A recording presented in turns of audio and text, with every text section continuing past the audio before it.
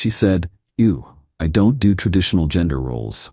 When I asked her to cook once after making her dinner for 3 years, I said, "Neither do I anymore."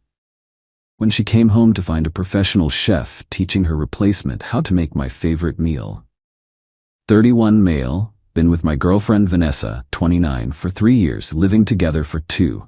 I love cooking, always have. Learned from my grandmother who ran a small restaurant for 30 years. It's my stress relief, my creative outlet, everything. When Vanessa and I started dating, she loved that I cooked, bragged to her friends about her personal chef boyfriend. I made breakfast before work, meal prepped our lunches, cooked dinner every single night. 3 years, every single night. Last week I got hit with a massive project at work. 14-hour days including Saturday. Sunday night, I'm dead on my feet. I asked Vanessa, "Hey, could you maybe cook tonight? Just something simple? There's chicken in the fridge, or we have pasta." She literally recoiled, like I asked her to clean a septic tank. "Ew, I don't do traditional gender roles." I stared at her. "What? Cooking is like housewife stuff. I'm a modern woman. I don't subscribe to those outdated expectations." "Vanessa, I've cooked every meal for 3 years. Because you like it. That's different." "I'm exhausted. I'm asking for help one time." She rolled her eyes. "There's leftover Thai in the fridge. Just eat that." The leftover Thai was from Tuesday. It was Sunday. I checked. It was growing its own ecosystem. She ended up ordering sushi for herself. Didn't ask if I wanted any. I made myself a sandwich and went to bed. But something shifted in me that night. 3 years of cooking every meal, and she can't make pasta one time because it's housewife stuff? While eating the food I make daily? Monday morning, I texted my buddy Carlos, who runs a culinary school downtown. Asked if any of his instructors do private lessons. He hooked me up with Chef Isabella. She teaches the advanced courses and does private coaching on weekends. Booked a session for the following Sunday. My apartment, 2 p.m. Here's where it gets interesting. I also invited my neighbor Harmony from across the hall. She's this sweet, 26-year-old programmer who's always asking about my cooking when she smells it in the hallway. Mentioned she wanted to learn but didn't know where to start. Told Vanessa I wasn't cooking this week. Too busy with work. She laughed like I was joking. I wasn't. Update 1. Y'all asked for an update, so here we go. Monday, stopped cooking. Vanessa didn't notice at first because she had lunch with coworkers. That night, she comes home expecting dinner. Kitchen's empty. I'm on the couch playing PlayStation. "Where's dinner?" "I told you I'm not cooking this week." "Are you seriously still mad about Sunday?" "Not mad, just matching your energy. I don't do traditional gender roles either." She huffed and ordered takeout. Still didn't ask if I wanted any. I meal prepped myself a week of salads and sandwiches on Sunday night. I'm good. Tuesday, she tried to wait me out. Came home, sat on the couch, kept glancing at the kitchen. 7 p.m., nothing. 8 p.m., still nothing. Finally ordered pizza at 8:30. Wednesday was when the entitlement really jumped out. She comes home with grocery bags, puts them on the counter and sits down. "I bought groceries." "Cool. So, are you gonna cook?" "No, but I bought ingredients. Then you should cook them." "I don't know how." "YouTube exists." She actually stomped her foot, a grown woman. Stomped her foot. Thursday she tried manipulation. Came home talking about how her coworker's boyfriend cooks these amazing meals. Shows me Instagram photos of his dishes. I just nodded and kept playing my game. "Must be nice," she says. Must be. Her boyfriend doesn't act like a child when asked to cook. Her boyfriend probably doesn't get told cooking is housewife stuff when he asks for help once in 3 years. She slammed the bedroom door so hard the frame shook. Friday was the funniest. She tried to cook. I heard her in the kitchen around 6 p.m. Lots of banging, some cursing, smelled something burning. Came out 45 minutes later with what I think was supposed to be pasta. The noodles were somehow both mushy and crunchy. The sauce was just ketchup and pepper. She took one bite and ordered Chinese. Still didn't ask if I wanted any, but joke's on her. I'd already eaten my prepped meal. Saturday, she finally tried asking nicely. "Babe, I'm sorry about last weekend. I didn't mean it like that. Could you please cook dinner?" Are you sorry or are you just hungry? Both? I appreciate the apology, but I need you to understand something. You've been eating my cooking for 3 years, while apparently thinking it's beneath you. That's insulting. I don't think it's beneath me when you do it. Why? Because I'm a man? She couldn't answer that. Sunday today, the main event. Chef Isabella showed up at 2 p.m. sharp. Full chef's whites, rolling case of professional equipment. Harmony came over in this cute apron she just bought, notebook in hand, super excited. Vanessa was in the living room when they arrived. Her face went through like 6 different emotions. Who's this? This is Chef Isabella. She's teaching Harmony how to make my favorite meal, my grandmother's braised lamb with rosemary potatoes. In our kitchen? My kitchen? My name's on the lease. Chef Isabella was absolutely professional. Set up the ingredients, explained each step to Harmony, let her do the hands-on work while guiding her. The smell was incredible. Like restaurant quality incredible.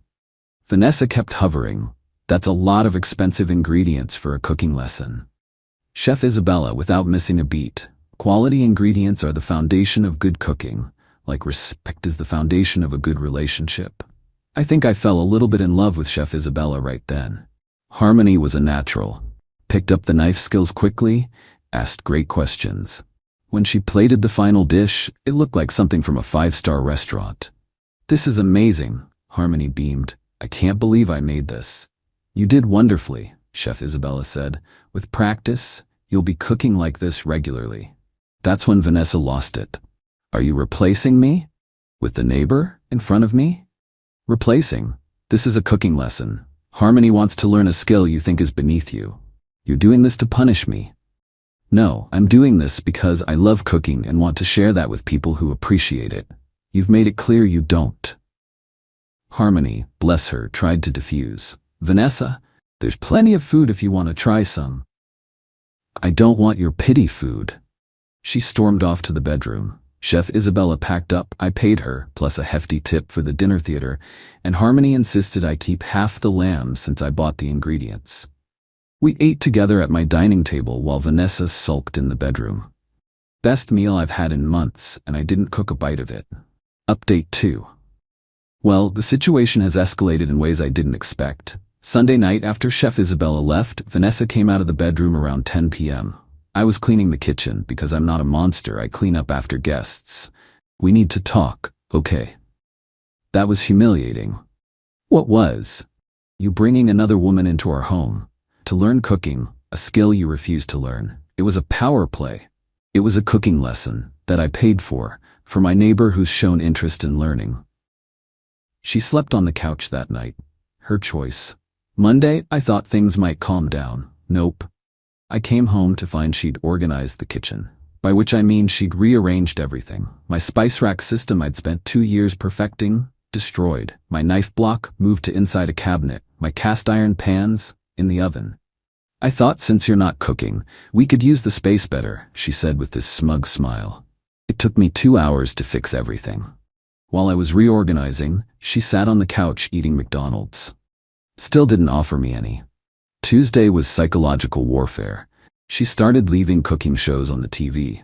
Just constantly. Gordon Ramsay yelling about risotto when I woke up, Chopped when I got home, Great British Bake Off before bed. Thought you might miss cooking, she said innocently. I do miss cooking, just not for ungrateful people. That shut her up real quick.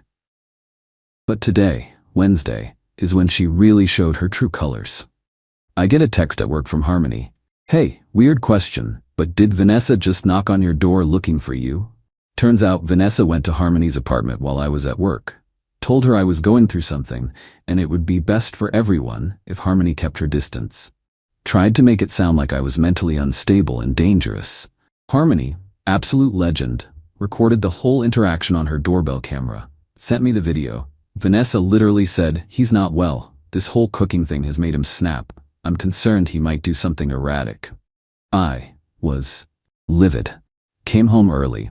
Vanessa was on the couch, laptop open, browsing DoorDash. We need to talk about you harassing my neighbors. Her face went white. I don't know what you mean. I pulled up the video on my phone, watched her watch herself lying about my mental state.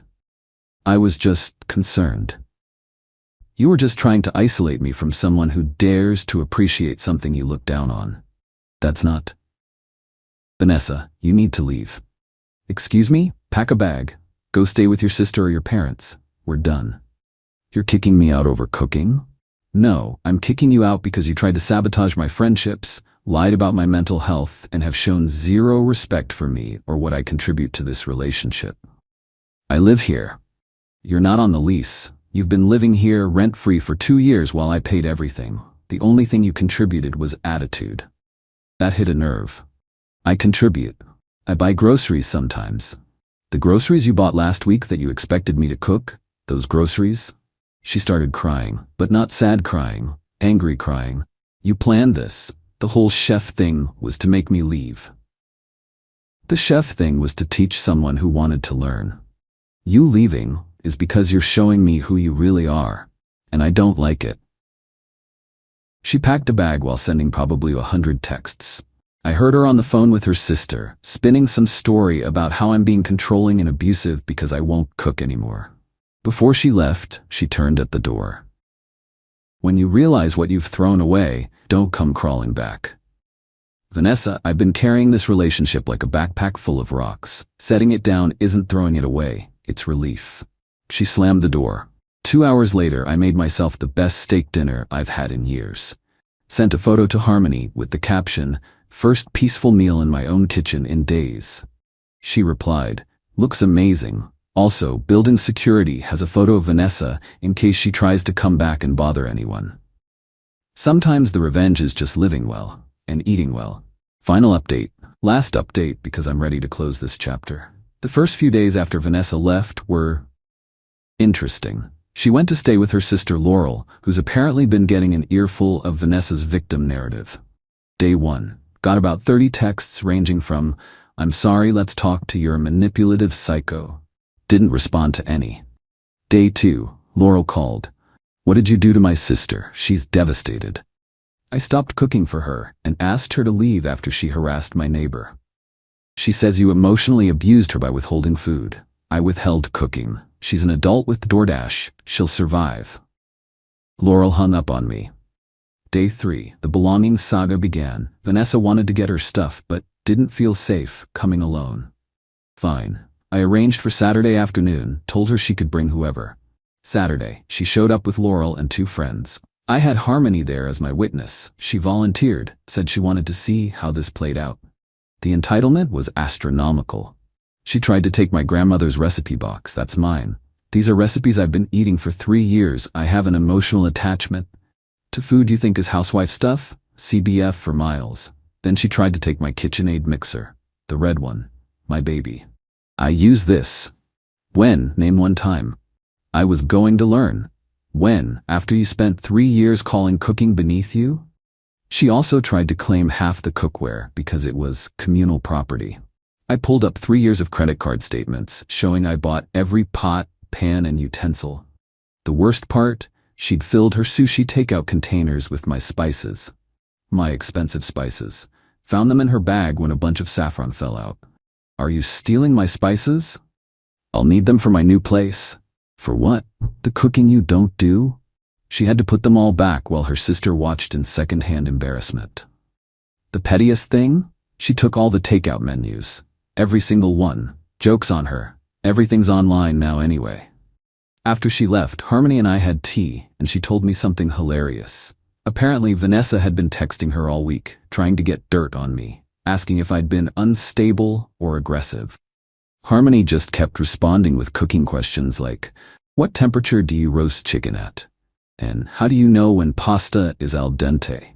But here's the part that really shows how karma works. Vanessa's been staying with Laurel, who has 3 kids and a husband. Guess what Laurel expected Vanessa to do to contribute while staying there?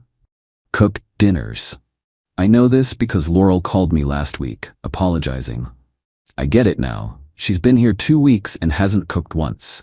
Says it's not her thing. Meanwhile, she's eating everything my husband and I make, criticizing how we season things, and ordering $30 takeout meals on my credit card without asking. Sounds familiar. I told her she needs to contribute or find somewhere else to stay. She called me anti-feminist, her own sister. Also sounds familiar. Laurel lasted 3 more days before kicking Vanessa out. She's now at her parents' house, where her mom is apparently trying to teach her basic life skills at 29 years old. Meanwhile, My life's been fantastic. I've been cooking up a storm, made a huge batch of my grandmother's soup, and shared it with neighbors. Harmony and I have done a couple cooking exchanges where she practices recipes and we eat together. Just friends enjoying good food and appreciation for the effort that goes into it. Started a Sunday dinner tradition where I invite people from my building. Last week we had 6 people crowded around my table, everyone bringing something they made. The elderly guy from 4B brought homemade bread. The college kid from downstairs made a salad. Harmony made the lamb again. She's gotten even better at it. You know who texted during dinner? Vanessa. A photo of a burnt grilled cheese with, "This is your fault." I replied with a photo of our dinner table. "This is your loss." She blocked me after that. Victory.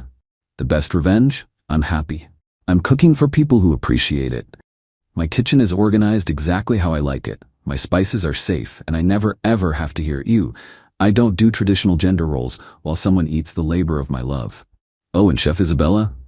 She invited me to guest teach a class at the culinary school about traditional family recipes. Turns out she was impressed with my grandmother's techniques. Harmony's planning to take the class. She says she wants to learn how to make that rosemary potato dish from scratch. Life's too short to cook for people who don't appreciate it, and it's definitely too short to stay with someone who thinks contributing to a relationship is beneath them while happily consuming the benefits. To everyone dealing with a similar situation, your efforts have value, your contributions matter, and you deserve someone who appreciates what you bring to the table, literally and figuratively. Now, if you'll excuse me, I have a brisket that needs checking, and a kitchen full of grateful friends waiting to enjoy it. Bon appetit, y'all.